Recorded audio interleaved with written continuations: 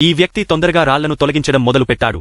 దాగివున్న గుహ కనిపించింది. సమయం వృథా చేయకుండా అతను లోపలికి దూకాడు. ఖచ్చితంగా చివరి క్షణంలో హంతకుడు అక్కడికి చేరుకున్నప్పుడు అతను గుహ ద్వారాన్ని అడ్డుకున్న కర్రలను కూల్చివేశాడు.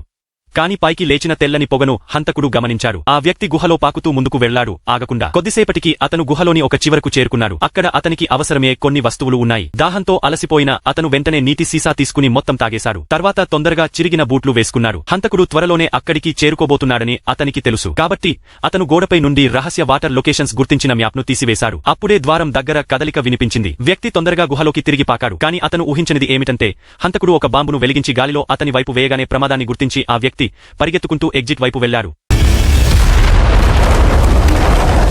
బాంబు పేలిన వెంటనే చివరి క్షణంలో అతను గుహ నుండి బయటపడగలిగాడు. బాలుడి అదృష్టాన్ని చూసి హంతకుడు తుపాకీతో కాల్పు జరపలేదు.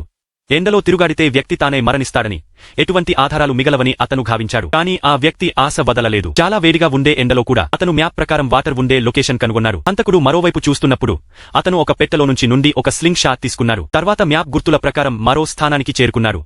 అక్కడ నీటి క్యాన్ నేల కింద దాగి ఉంది.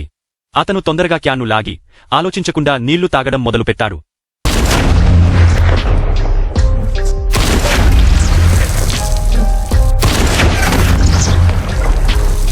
అప్పుడే హంతకుడు 3 బుల్లెట్లు కాల్చాడు.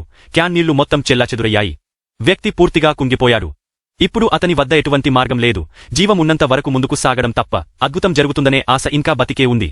మరోవైపు హంతకుడు తన కారు బ్యాక్ సైడ్ నిలబడి సౌకర్యంగా చల్లని పానీయం తయారు చేసుకుంటున్నాడు. వ్యక్తి ఎంతసేపు బతుకుతాడో చూడాలని అతను కోరుకున్నాడు. కాని అతనికి తెలియదు, అలసిపోయినట్లు కనిపించే ఈ వ్యక్తి మనసులో ఒక భయంకరమైన పథకం సిద్ధం చేసుకున్నాడని. కొంత సమయం తరువాత హంతకుడు తన కారుతో అతన్ని వెంబడించడం మొదలుపెట్టాడు. అప్పుడే వ్యక్తి నేలపై పడిపోయినట్లు నటించడం ప్రారంభించాడు.